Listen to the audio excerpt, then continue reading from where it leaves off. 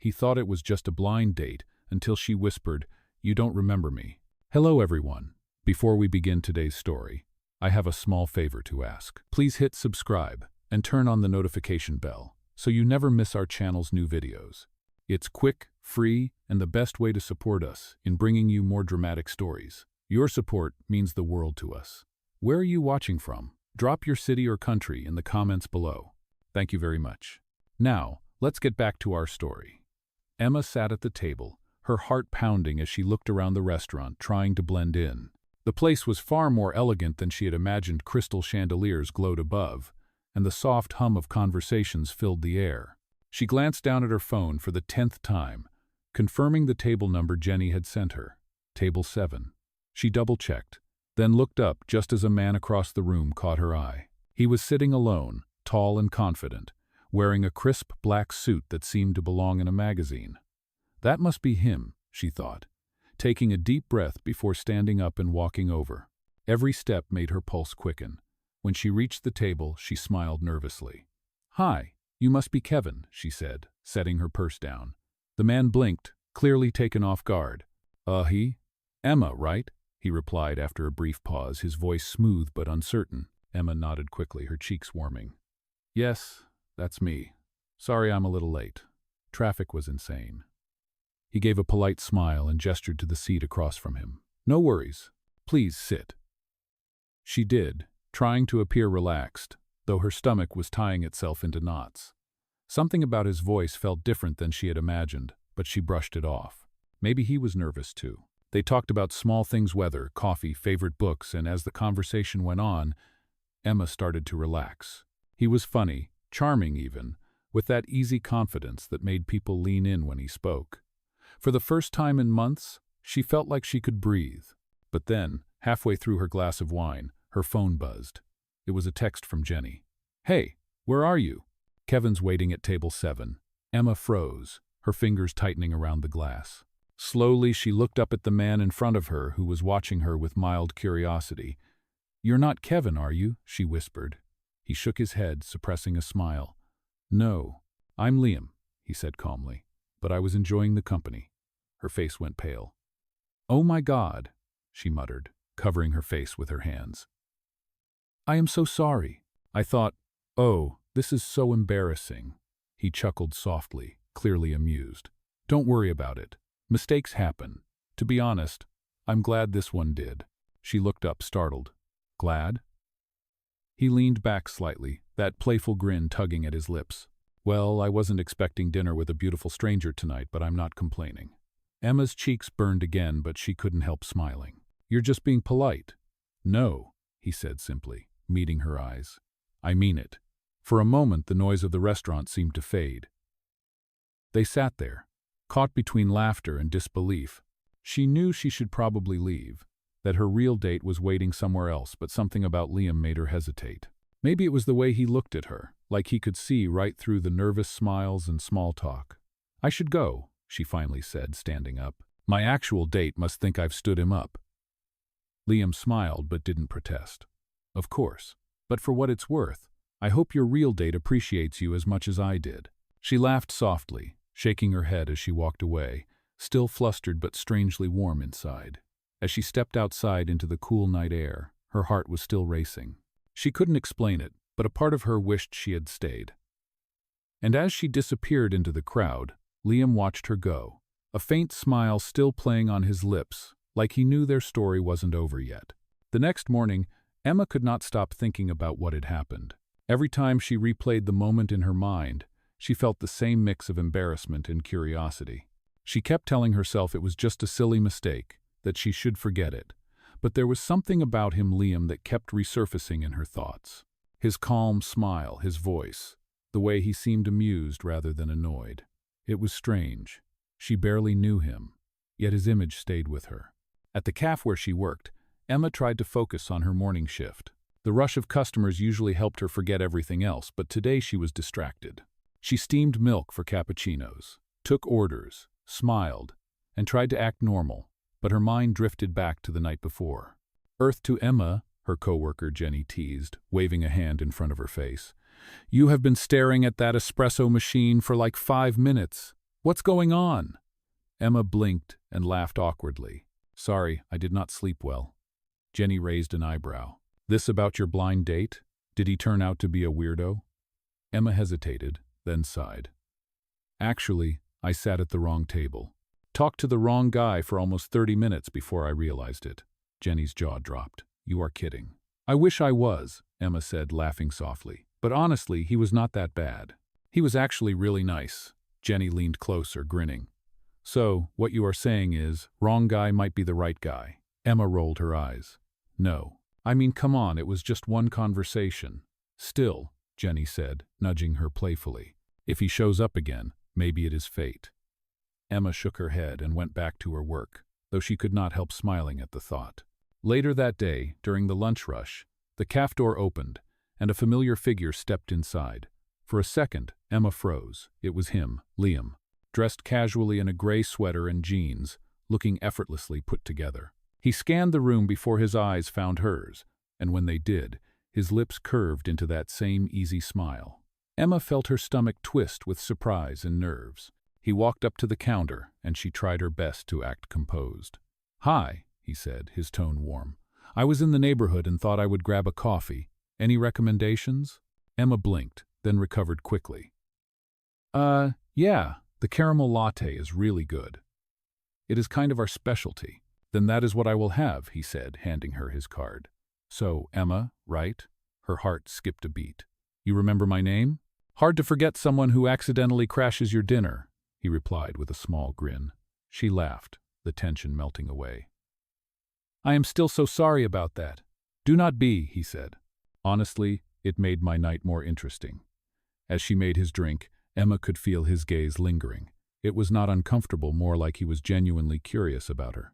When she handed him the cup, their fingers brushed slightly, and she felt a spark she could not quite explain. Thanks, he said, taking the drink.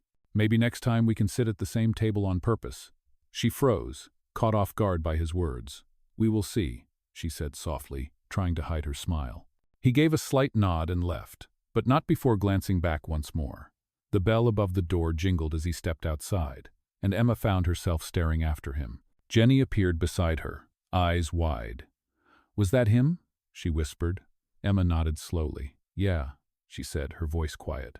That was him. Jenny grinned. Girl, that was not fate knocking. That was fate walking right into your calf. Emma laughed, shaking her head. But deep down, she felt something shift. Maybe it was fate or maybe it was just another coincidence. But as she wiped down the counter, she caught herself smiling again. There was something about Liam that felt different, something she could not quite name. And though she did not know it yet, this was only the beginning. Over the next few days, Emma found it almost impossible to get Liam out of her head. Every time she walked into the cafe, she half expected to see him sitting by the window again, holding that same calm smile that somehow managed to unsettle her. She told herself not to read into it, that he was probably just being polite. Still, part of her hoped he would come back. And then, one morning, he did. The bell above the door jingled, and Emma looked up instinctively. There he was, wearing a navy coat and holding his phone in one hand. He met her gaze immediately and smiled like they were old friends. Back again? She asked, trying to sound casual as she wiped the counter. You could say that, he replied. I figured I would try the caramel latte again. I think it might be growing on me. Emma laughed softly and took his order. As she worked, Liam leaned slightly on the counter. So, is this your full-time job or do you have other dreams you are chasing? He asked. His tone was light, but his eyes were genuinely curious. Emma hesitated, then shrugged. It pays the bills for now. I used to study art, but life had other plans, I guess. Art? He repeated thoughtfully. That makes sense. You seem like someone who sees the world differently. She raised an eyebrow, amused. What does that even mean? It means you notice things most people overlook, he said with a smile, like the way you remember people's names, or how you looked embarrassed, but still stayed and talked to me that night. Emma blinked, surprised he had noticed that much. You pay attention, she said quietly. Old habit, he admitted. In my line of work, it helps to read people. What line of work is that? She asked. Liam paused, his expression unreadable for a second. Consulting, he said finally. Lots of meetings, lots of people pretending to be more interesting than they are. She chuckled. That sounds fun. It has its moments, he replied with a hint of irony. Their conversation was easy, flowing naturally. When he left, Emma felt a strange sense of disappointment, as though something had been left unfinished. But to her surprise, Liam started showing up more often, sometimes in the morning, sometimes late in the afternoon. He would order his drink, chat with her for a few minutes, then leave. Nothing more, nothing less. Yet somehow, those short conversations became the best parts of her day. One evening, after closing, Emma found a folded napkin near the register. Her name was written on it. Inside, in neat handwriting, were the words, "You mentioned art. There is an exhibit downtown tomorrow night. Come see it. L." She stared at it for a long moment, her heart pounding. The next evening, she almost talked herself out of going. She stood in front of her closet, second-guessing everything: what to wear, what to say, what it even meant. But something inside her whispered that she needed to go. When she arrived at the gallery, the city lights reflected off the glass windows, casting soft glows across the paintings inside. And there he was, Liam, standing near a large abstract piece, hands in his pockets, looking effortlessly composed. He noticed her immediately and smiled. "You came," he said, sounding genuinely happy. "I was starting to think you might bail." "I almost did," she admitted, laughing nervously. "Good thing I did not," she added softly, glancing around the room. The art was beautiful, colorful, chaotic, alive. "You were right," she said after a while. "This is incredible." "I am glad you think so," he replied. "Art reminds me that life is not supposed to make perfect sense. Sometimes the best things happen by accident." Emma looked at him, her heart skipping a beat.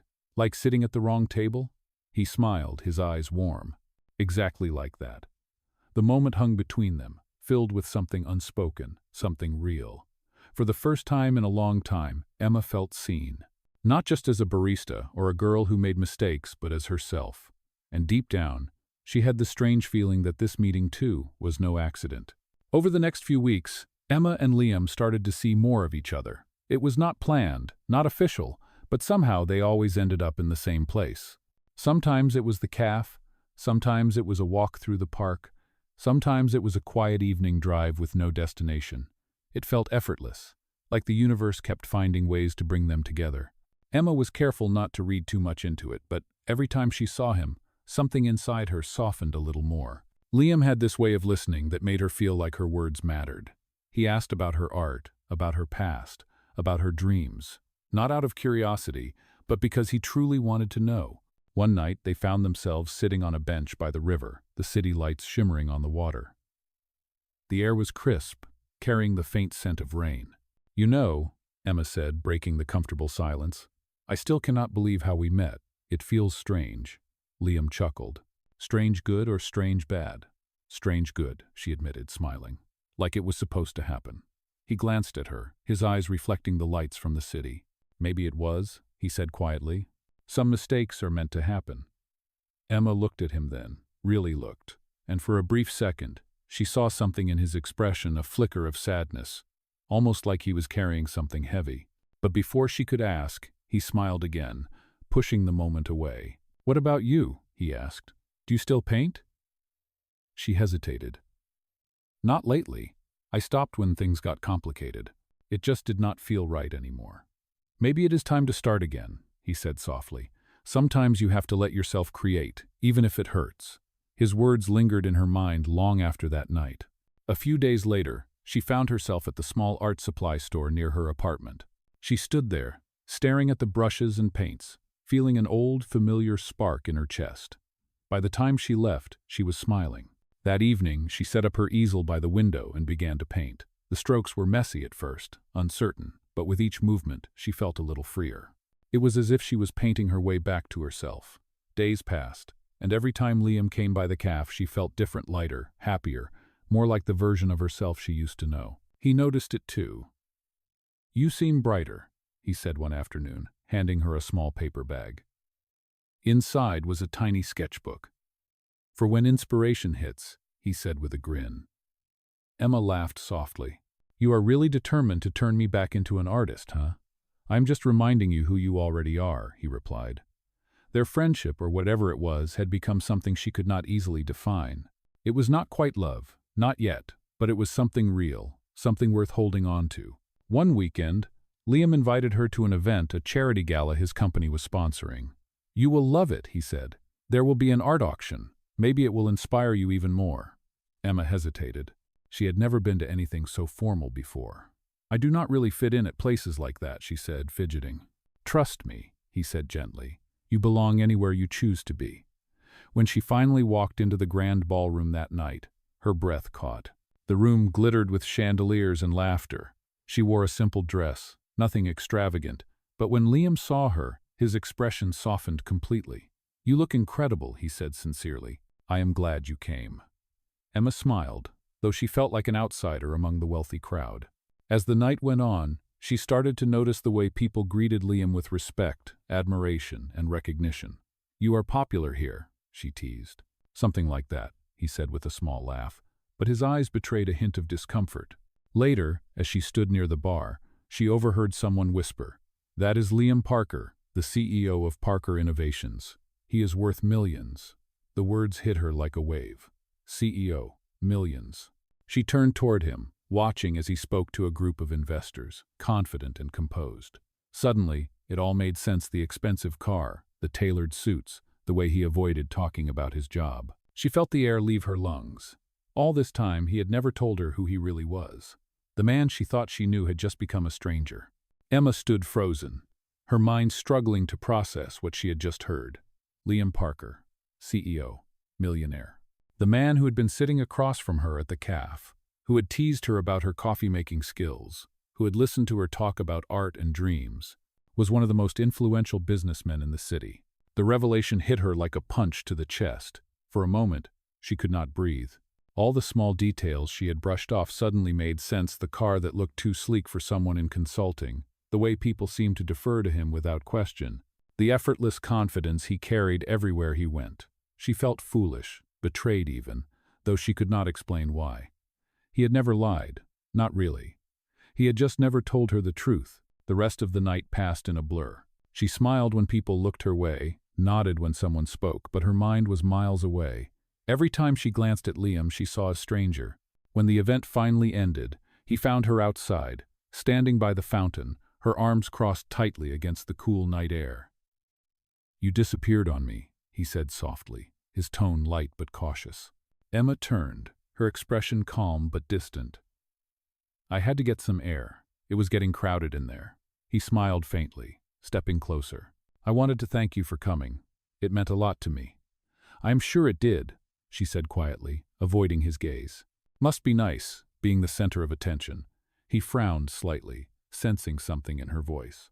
"Emma, what is going on?" She finally looked at him, her eyes sharp with emotion. "Why did you not tell me who you are?" He froze. "What do you mean?" "I heard someone say your name, Liam Parker, CEO of Parker Innovations. You let me think you were just some consultant. Was that part of the game?" His face softened immediately, guilt flickering across his features. "Emma, it was never a game. I did not tell you because I wanted you to know me for who I am, not what I do. People treat me differently when they know, and I liked how normal it felt with you." She let out a bitter laugh.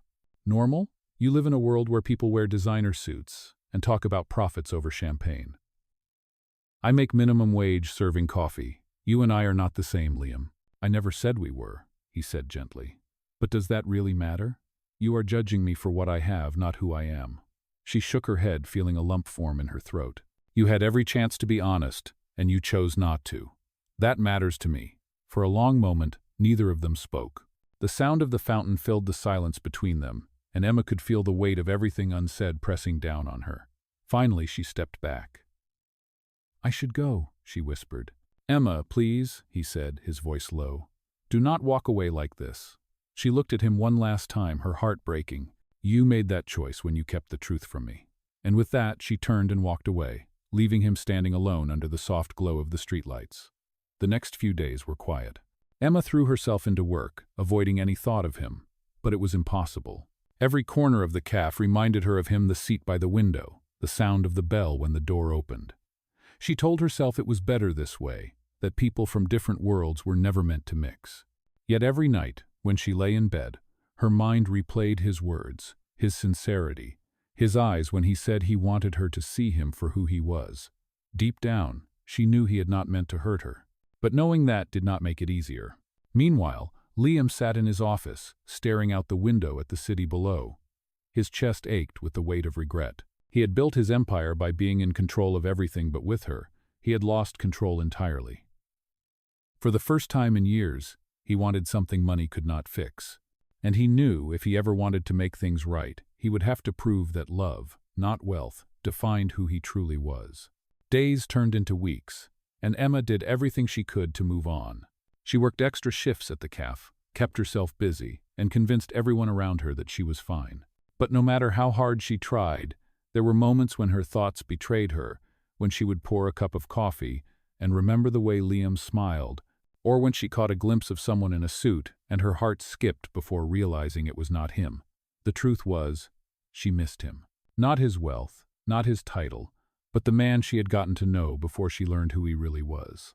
Still, she told herself it was better this way. People like Liam did not end up with people like her. One evening, after closing the cafe, she locked the door and began to walk home through the chilly autumn air. The streets were quiet, the golden leaves crunching under her shoes. As she turned the corner, she froze. Liam was standing there, leaning against a lamppost, his hands in his coat pockets. He looked tired, as if he had not slept much. For a long moment, neither of them spoke. "You should not be here," Emma said softly, her voice carrying a mix of surprise and caution. "I know," Liam replied, his tone low, "but I had to see you." "You have been avoiding me," she sighed, hugging her coat tighter. "I am not avoiding you. I am just trying to forget." "Is that what you really want?" he asked, stepping closer. She looked at him then, her heart pounding. "What I want does not matter. We are from different worlds, Liam. You do not get it. Then help me understand," he said, his voice steady. "Because all I know is that when I am with you, everything else fades away. The company, the money, the pressure, it all stops mattering." She shook her head, tears forming in her eyes. "You say that now, but what happens later, when people start asking questions? When they look at me and wonder why someone like you is with someone like me? Then let them wonder," he said firmly. "I am not living my life for them anymore." His words caught her off guard. She had expected excuses or empty promises, not this quiet conviction. "Why me?" she whispered, almost afraid to ask. He took another step forward, his voice soft. "Because you make me feel real again. Because when I am with you, I do not have to pretend to be perfect. You look at me like I am just Liam." Emma felt her throat tighten. There was something raw in his voice, something genuine. "You hurt me," she said quietly. "You made me feel like I did not belong in your world." "I know," he said, his eyes filled with remorse. "And I am sorry. I was trying to protect what we had, but I ended up breaking it instead." He reached into his pocket and pulled out something small, a folded napkin. It was the same one she had written her name on the night they first met, the night she had sat at the wrong table. "I kept this," he said softly, "because that night changed everything for me. I do not care about titles or bank accounts, Emma. I just want another chance to prove that I meant every word I said to you." She stared at the napkin, her heart aching. Every instinct told her to walk away, to protect herself. But another part, the part that still remembered his laughter, his kindness, the way he believed in her art, wanted to believe him. "I do not know if I can trust you," she admitted. "Then let me earn it," he said simply. "Let me show you who I am when no one else is watching." For a moment, time seemed to stop. The streetlight glowed above them, casting a soft halo of light around his face. Finally, Emma let out a shaky breath. "You get one chance," she said quietly. A slow smile formed on his lips. "That is all I need." As he walked her home that night, neither of them said much. The silence between them felt different now, not full of tension, but of possibility. And for the first time in weeks, Emma allowed herself to hope that maybe, just maybe, they were not as different as she thought. The days that followed felt different. For the first time in weeks, Emma allowed Liam to be part of her life again, but cautiously, like someone testing the strength of thin ice. He did not push or try to overwhelm her. Instead, he showed up quietly, proving through actions what words could not fix. Sometimes he came by the cafe early in the morning just to order his usual caramel latte and leave a small note folded under the cup. Simple things like, "Have a good day," or "Keep painting." Other days, he would wait until her shift was over and walk her home, never asking for more than conversation. Bit by bit, the walls she had built began to soften. One evening, they found themselves back at the park by the river, the same place where they had once sat under the city lights. The air was crisp, and the reflection of the skyline shimmered across the water. Emma had her sketchbook on her lap, idly drawing while Liam watched her in silence. "You really love it, do you not?" he asked softly. She glanced up. "Drawing?" "Yes," he said, smiling faintly. "Every time you do it, it feels like the world fades away for you." She laughed gently. "It is the only thing that makes sense when everything else feels too complicated." He nodded, then looked out over the water. "You know, I used to think I had everything figured out. The company, the success, the goals, every part of my life was measured, controlled, predictable. But since I met you, nothing feels the same anymore." She studied him quietly, the vulnerability in his tone catching her off guard. "That sounds like a bad thing," she said softly. He shook his head. "It is the best thing that has ever happened to me." There was sincerity in his eyes that made her heart ache. For a long time, neither of them spoke, the only sound being the faint rustle of leaves.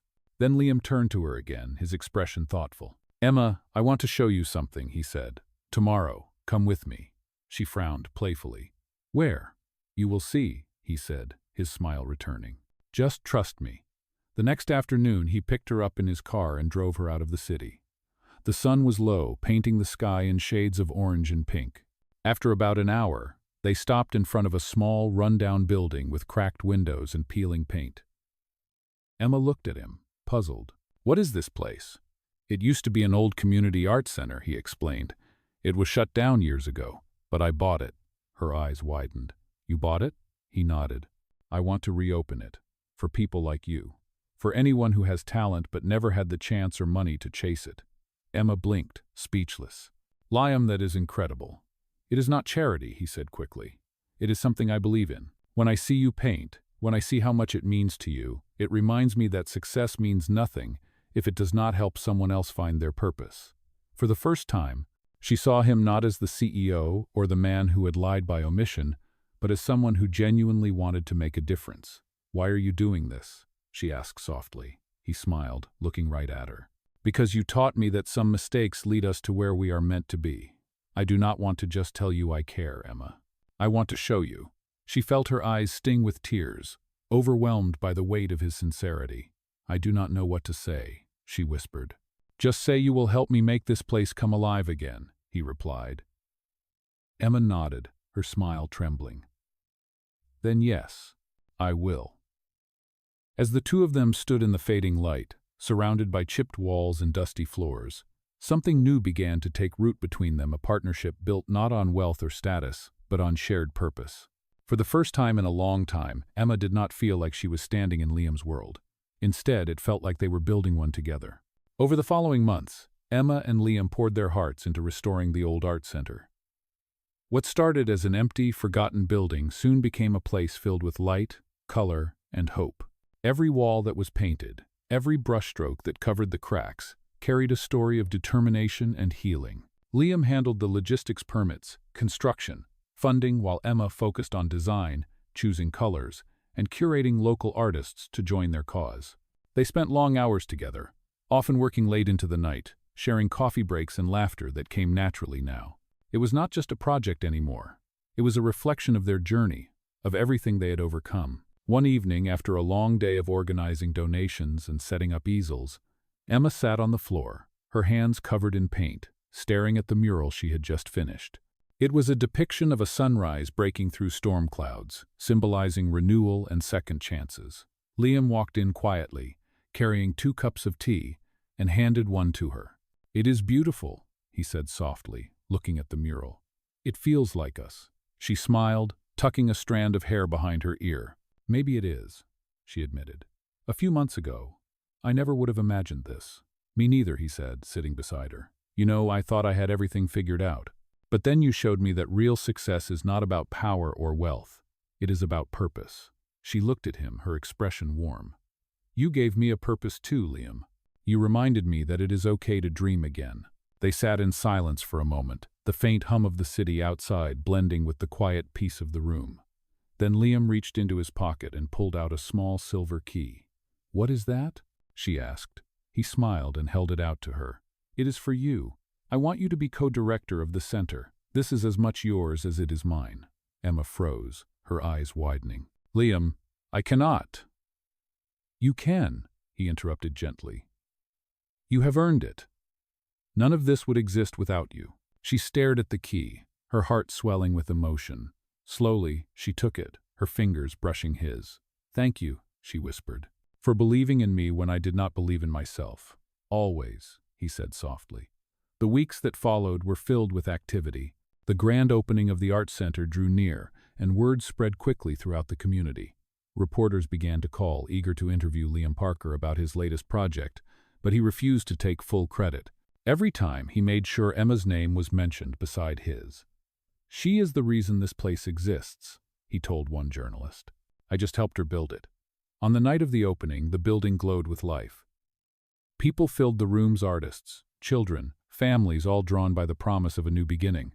Emma stood near the entrance, watching the crowd with tears in her eyes. The air buzzed with laughter and music, the smell of fresh paint mixing with the aroma of food from local vendors. Liam approached her, dressed in a simple suit, his expression soft. "You did this?" he said proudly.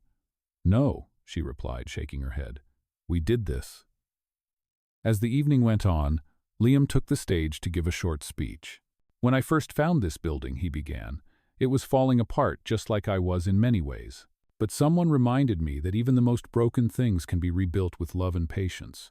He turned his gaze toward Emma, his eyes full of emotion. "Tonight is not about success. It is about hope. And I hope this center reminds everyone that second chances are real." The room erupted in applause, but Emma could hardly hear it. Her heart was too full. After the speech, Liam walked to her and whispered, "I meant every word." She smiled, her eyes glistening. "I know you did." For the first time, she felt completely at peace. Standing beside him, surrounded by the life they had created together, she realized that their story had never been about differences. It had always been about finding strength in what connected them. And as the night went on, under the soft glow of the art they had built together, Emma finally believed in something she never had before forever. Months passed after the grand opening, and the art center quickly became the heart of the community. What began as a forgotten building now pulsed with creativity and laughter every day. Children ran through the halls carrying paintbrushes, young artists displayed their first pieces, and people who had long buried their dreams found the courage to start again. For Emma, it felt like watching her own life bloom in color. Every time she walked into the building, she could feel what they had built not just with money or effort, but with faith. One crisp morning, she arrived early to open the doors and found Liam already there, sitting by the window with 2 cups of coffee. "You beat me again," she teased, smiling as she took the cup he handed her. "Old habits," he said with a grin. "Besides, this place feels too quiet without you here." They sat in silence for a moment, sipping their drinks and watching the sun rise over the city. The golden light spilled across the floor, illuminating the mural she had painted months before the sunrise breaking through storm clouds. "It still amazes me," she said softly, "how far we have come." "It amazes me too," he replied.